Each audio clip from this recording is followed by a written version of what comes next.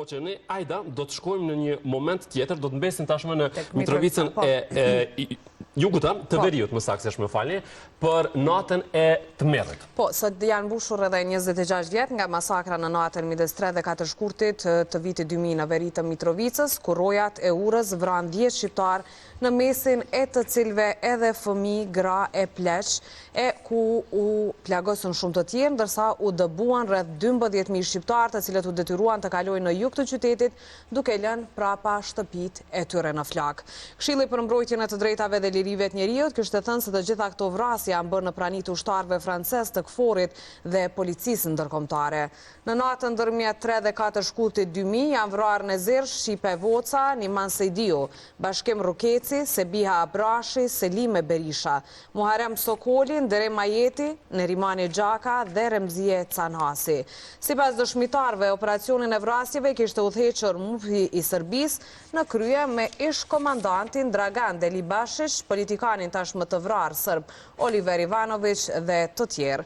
Gjykata themelore në Mitrovicë më 2014 ka shpall fajtor Ivanovićin me 9 vjet burg për krime lufte ndaj shqiptarëve gjatë dhe pas luftës në Kosovë. Dhe për të folur për këtë ngjarje 26 vjet pas jemi drejt për drejt me Halit Bajranin, pra KLMD-një në Mitrovicë. Mirë se erdhët në Kosova Live, është kënaqësi që jemi sot bashkë. Faleminderit shumë për kohën. Atëherë, një gjë e parë e cila ju shkon ndërmendje në këtë rast 26 vjet pas kësaj natës së Tmerrit dhe më pas natyrisht do ndalemi në disa detaje të rëndësishme që kujtojnë këtë natë. Po 3 dhe 4 shkurt, përkatësisht mes datës 3 dhe shkurt vitit 2000. Duke filluar nga ora 21 e datës 3 shkurti deri në mëngjes, në 4 të mëngjesit të datës 4 shkurt, në pjesën e okupuar të qytetit të Mitrovicës, janë pushkatuar brenda në shtëpi dhe banesat e tyre, 10 shqiptarë, 6 femra dhe 6 mashkuj, në mesin e tyre. Po, e kuptojmë emocion. Edhe një fëmijë 13 vjeçar Derem Majeti. Janë keq trajtuar rënd 93 shqiptar pa dallim moshe gjinije, janë plagosur me armë zjarri 25 të tjerë, po ashtu pa dallim moshe gjinije, e gjithë kjo ka ndodhur në prani të ushtrisë franceze dhe policisë të UNMIK-ut, të cilët vetëm kanë bërë se hirë dhe edhe pse kanë kërkuar ndihmë shumë shqiptar, por nuk ju kanë ofruar ndihmë, por vetëm kanë bërë se hirë nga larg, kur e kanë përfunduar masakrën bondat kriminale në krye kriminalin Oliver Ivanović, që më vonë kanë vrarë ata vet bashkë kriminalët e tij. Atëherë i kanë morë të plagosurit ushtria franceze, i kanë bartur me kamionat e tyre, i kanë dërguar në burgun e improvizuar marokjanit që ka qenë në lodhjen në Bajër atëko, ndërsa trupat e pajet i kanë përcjellë në pjesën tjetër të qytetit ku më vonë dhe familjarët e tyre i kanë varrosur. Po, për të lidhur me atë që thatë më herët, pse nuk pati një ndihmë me gjithë atë kërkesë që u bë, do të thotë që të ndihmohet? Një gjë është e ditur edhe më herët, dhe ajo është vërtetuar që nga 99 deri në 2004, se është një pjesë e ushtrisë franceze kanë qenë bashkëpunëtor të ngushtë të atyre kriminalëve që kanë bërë krime në pjesën e okupuar të Mitrovicës, përkatësisht në Mitrovicë në përgjithësi. Dhe më vonë këtë, kur e thash se e kanë vërtetuar edhe vetë disa ushtarë francezë fatkeqësisht në urën tashmë të famshme të qytetit të Mitrovicës, se është mbi lumen Iver, edhe ata vetë kanë ushtruar dhunë të paporë mbi popullatën shqiptare, për çka kanë dëshmi incizime dhe fotografi duke i keqajtuar shqiptar që tentonin të kthehen në banesa apo shtëpitë e veta në pjesën e okupuar, prej nga ishin buar me dhunë nga bondat kriminele qetnike serbe. Zoti Barani, ju përmendat edhe pamjet nga këto keqtrajtime, nga kjo masakër që është bërë, ju jeni një prej personave që keni më shumë të dëshmi sa i përket gjithë asaj që ka ndodhur gjatë kohës së luftës dhe pas. Për çfarë maltretime bëhet fjalë? Përmendet që mes tyre ka qenë edhe një fëmijë që ka qenë në moshë shumë të vogël në atë kohë kur ndodhi kjo. Po ka qenë dërim ajeti 13 vjeqar. Ajo është vrarë mrena në banesë të vetë. Ju ka plagos baboj mrena në banesë të vetë. Motra e ti të plagosur dhe komën e djathtë e ka të shkurtuar në gjuhë, rezorta ajeti.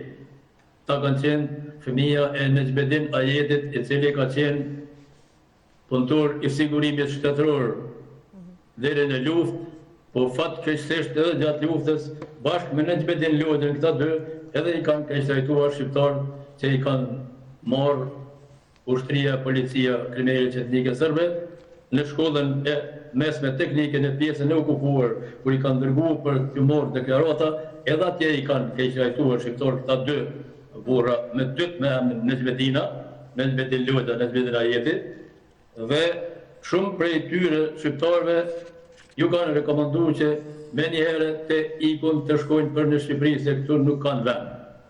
Ta dy kanë qenë dytë punëtorë të sigurimit shtetëror. Necbedin Ajeti ka vdekur, nëse Necbedin Loda edhe Portikon ku jeton nuk e di. Zotri Barani, këto janë të udhëhequra sipas dëshmive nga MUP-i i Serbisë në krye me ish-komandantin Dragan Delić Bashić edhe me politikanin tashmë të vrarë serbin Oliver Ivanović. Megjithatë, gjykata themelore kishte vendosur që ata të shpallën fajtor dhe dënohen me 9 vjet burg. Si e komentoni këtë, duke pas parasysh gjithë këto tortura, gjithë këto gjëra që i kanë bërë kundrejt shqiptarëve? Nuk ka qenë Delić Bashići kryekomandant, po Oliver Ivanovići ka qenë krye kriminali i cili ju ka pri kriminalëve në pjesën e okupuar. Dhe është ka qenë, se ma vonë e ka vrarë ata vetë, po ai ka qenë pjesëmarrës i 3 masakrave ku janë përshkatuar 41 shqiptarë me 14 prill 99, 16 prill 99 dhe 34 shkurt vitit 2000. Domthonë janë përshkatu 41 shqiptar apo 41 shqiptar, ku ai ka qenë pjesëmarrës i drejt për drejt i këtyre 3 masakrave. Po, duke e ditë këtë, zotri Barani, dhe duke ditë faktin që ai ka bashkëtu për një kohë gjatë me shqiptarët, edhe pas kësaj, çka do të thotë kjo për ata persona që i kanë përjetu dhe familjarët e tyre kanë pësu nga këto masakra ku ka marrë pjesë edhe Ivanović në atë kohë? Këtu është fatkeqësia se Oliver Ivanovići pas luftës ka qenë edhe në parlamentin shqiptar në Prishtinë dhe ka qenë zavendës kryetar i parlamentit. Kjo fatkeqësia jonë. Edhe ma vonë kanë bashkëpunuar një pjesë me Oliverin dhe kanë bashkëjetuar në atë pjesë të qytetit.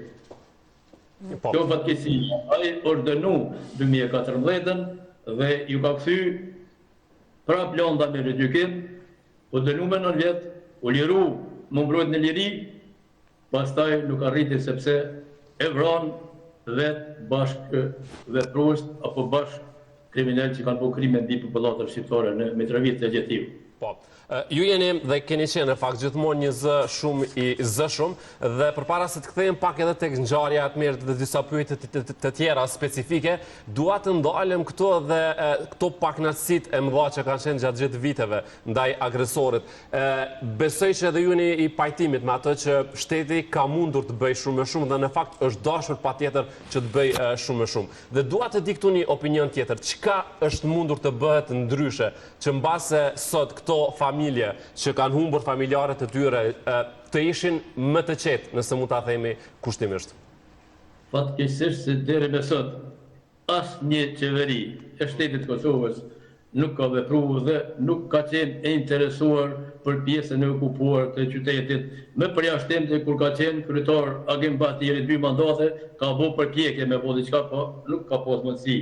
Po të ishin interesuar që nga fillimi, domethënë nga 99-ta, kur janë dëbuar me dhunë 1564 familje, me 11.364 antarë nga pjesa e okupuar e qytetit Mitrovicës, ishte me qenë pak më ndryshe, ata kanë pas mundësi, me thonë, po fatkeqësia tjetër është që gjatë kësaj kohë ata dhe një pjesë e madhe kanë shit banesa sepse nuk kanë pas çka bojnë, është dosht edhe unë vetë po tisha i dosht ose me shit banesën ose diçka me bon, sepse nuk është interesu kërkush kanë pas mundësi me ju gjetë vend strehim të gjithëve edhe me thonë banesat mos i shitni, rrini këtu deri sot rregullohet gjendja. Kur të rregullohet gjendja, gjithkush kthehet në banesë drejtë. Po pse ka pas një mos interesim në vlerësimin tuaj?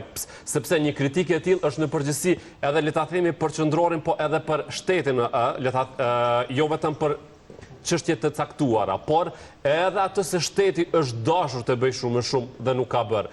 Pse mendoni që ka pasur një mos interesim? Me ç'po e quani kështu? Nuk e di, jo se unë te e the sipas vlerësimit tim. Jo, të përgjithë shumë në ratë të parë, Zoti Beran. Të që ka po thëmë është e vërtet e modhe, që kështu është që unë e thash dhe thëmë gjithherë, se asgjë nuk shtoj për kur gjo. Po e thëmë të vërtetën, për ata edhe shumë herë kumë pësu, mande edhe i më burgohës, nga ushtëria franceze, se i kumë publiku në gjorit, që ka kanë bo ata, krimet e tyre. Po, e qartë. Pse, do më thënë një analizë tuaj, pse mendoni që ka pasur një mos interesim? A ka qenë edhe shteti ndonjëherë i pa fuqishëm karshi kësaj kauze që do duhej mbasi të ishte shumë më e zëshme dhe të punohej shumë e shumë për të? Ajo dihet se shteti ka qenë dhe është i pa fuqishëm, por ka pas mundësi të bëjë trysni të bashkësia ndërkombëtare, që ata të rregullojnë gjendjen sepse urën e lumit Ibër, urë tash më kjo fanme, nuk e kanë mbyll serbët, e kanë mbyll bashkësia ndërkombëtare dhe vetëm ajo mund të hapë të urë. Dhe me 26 qershor 1999, ushtria franceze i ka vu telat gjembur në këtë urë dhe e ka bo kalimin e pamundshëm për shqiptar në atë pjesë të qytetit, sepse për çdo ditë kanë bërë trështi popullata shqiptare më kthyn banesat veta në shtëpitë veta, por i kanë vu telat gjembur, më nuk kanë pasur mundësi as me kaluna për ato. Po, se më e keqja realisht, edhe ajo që besoj sidomos për familjarët të cilët kanë humbur të afërmit të tyre, më dhimbshmja është, gjë e cila është shumë shpesh, kur tentohet të bëhet një barazim, le ta themi, i agresorit me viktimen. Sidomos kjo në arenën ndërkombëtare dhe për të cilën është fakt që Serbia ka lobuar shumë. Po, pikërisht, po më duhet shpesh herë me përmend fatkeqësi, sepse shteti jonë, apo politikanë tonë, udhëheq, nuk ju bie ndërmend për shumë gjëra që janë shumë të rëndësishme deri kur vjen koha e zgjedhjeve. Dhe deri kur vjen koha e zgjedhjeve nuk ju bie në ndërmend për Mitrovicën apo për pjesën e okupuar të Mitrovicës, që këto familje që kanë mësuar, që kanë antarë të tyre të pushkatuar, sot dhe asoj ditë pjesa dërmuese të tyre enden në për qytete duke jetu me qiro, apo duke jetu në këthina e podrume të ndryshme me plot lagështi.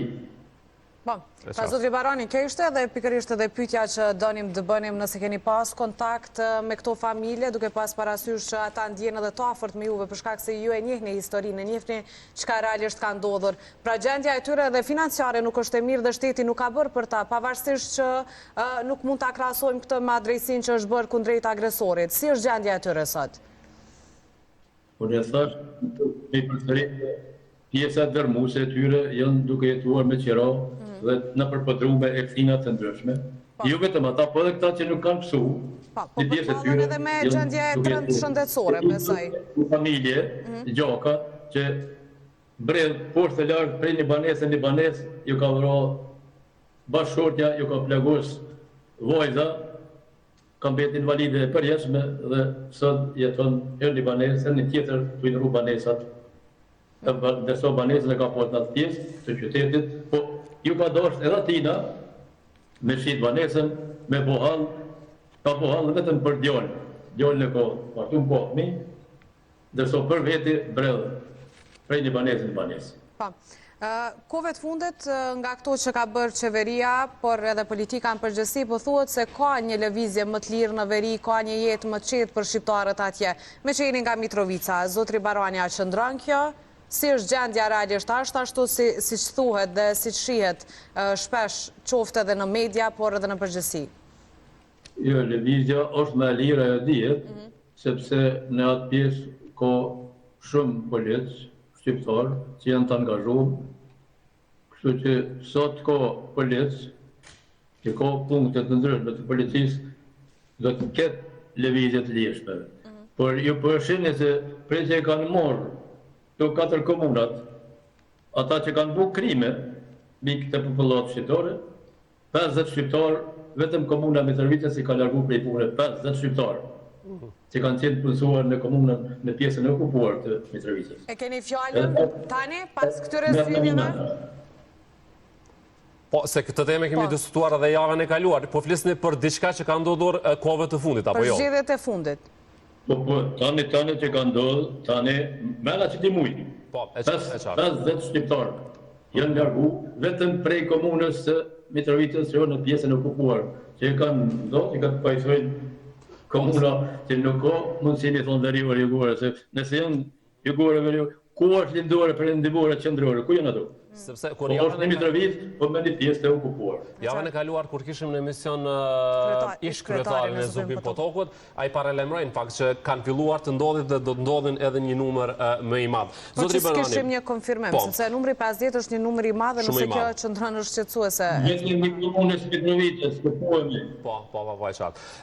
Kur filluat të flisnit dhe ta kujtonit këtë natë të merrit, e pam që natyrisht emocionet ishin të pranishme dhe është shumë e kuptueshme dhe është shumë e kuptueshme dhe pjesa tjetër që gjithmonë kur flasim për ngjarje të tilla është e vështirë ti kujtohesh ato.